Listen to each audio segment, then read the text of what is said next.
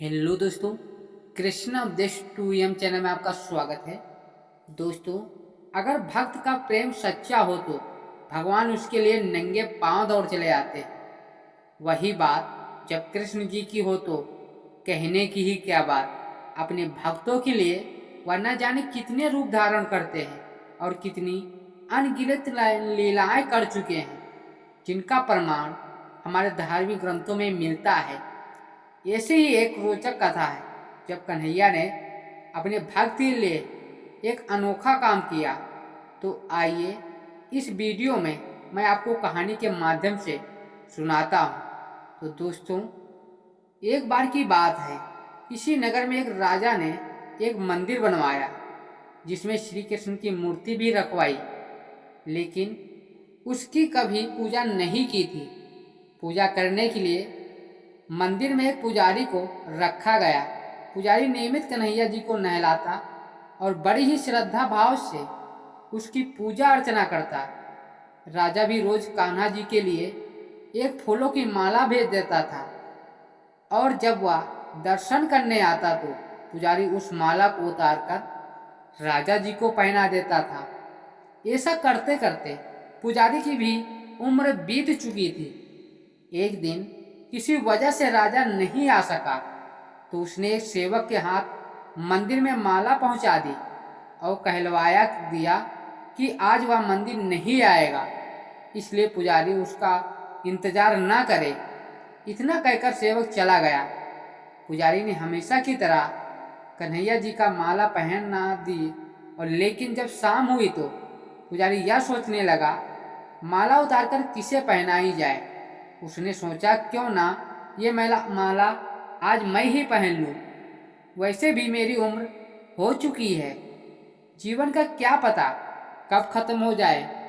इतना सोचकर पुजारी ने माला उतारकर अपने गले में डाल ली, लेकिन इतने में ही सेवक आ गया और उसने बताया कि राजा की सवारी मंदिर में पहुंचने वाली है। दोस्तों, जैसे ही राजा की सवारी आने की बात सुनी तो वह डर गया। उसने सोचा कि अगर राजा ने उसे देख लिया तो वह तो मरवा ही डालेगा।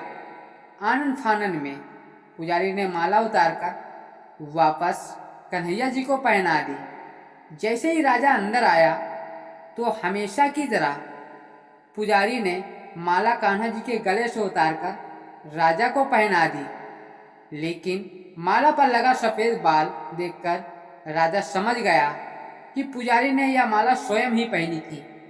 बस फिर क्या हुआ था, राजा क्रोधित हो उठे और उन्होंने गुस्से में पुजारी से पूछा कि माला पर सफेद बाल कहाँ से आया।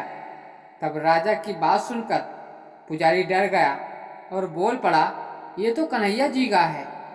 अब तो राजा और भी क्रोधित हो गया, क्योंकि कान्हा तो भगवान है और उनके बाल सफ़ेद कैसे हो सकते हैं। इसलिए राजा ने फरमान सुना डाला कि कल संग्राम में समय राजा खुद आएंगे और देखेंगे सच में ही कान्हा जी का सफ़ेद बाल है या पुजारी झूठ बोल रहा है। उन्होंने कहा कि अगर पुजारी ने झूठ बोला होगा तो उसे फांसी दे दी जाएगी। इतना सुनकर राजा का फरमान वह पूरा पुजारी का बुरा हाल हो गया था। उसने सोचा अब क्या करें, कहाँ जाएं, अब तो उसका मरना तय है। तब रोते रोते वह भगवान की शरण में पहुंचा और उसने कहा कि हे केशव, मुझसे झूठ बोलने का अपराध तो हुआ है, लेकिन हो सके तो मुझे क्षमा कर देना और राजा के से रक्षा करना। पुजारी ने कहा कि हे माधव, आपकी सेवा करते करते मैं वृद्ध हो चुका हूँ, अब आप मुझे माफ़ कर दीजिए, ऐसी गलती दोबारा नहीं होगी। यही कहते कहते पुजारी न जाने कब आंख लग गई और उसकी आंख तब खुली जब सुबह हो चुकी थी। उधर सुबह होते ही राजा भी आ गया और कहने लगा, आज कान्हा जी का संग्रह वह खुद करेगा। ऐसा कहकर जैसे ही राजा ने कान्हा जी का मुकुट उतारा तो देखा कि श्री कृष्ण के तो सारे बाल ही सफ़ेद हैं, लेकिन राजा को भी फिर भी यकीन नहीं हुआ। उसे लगा कि फांसी के डर से पुजारी ने ही बालों को रंग दिया होगा। तभी राजा ने सोचा कि क्यों ना कन्हैया जी का एक बाल तोड़कर देखा जाए।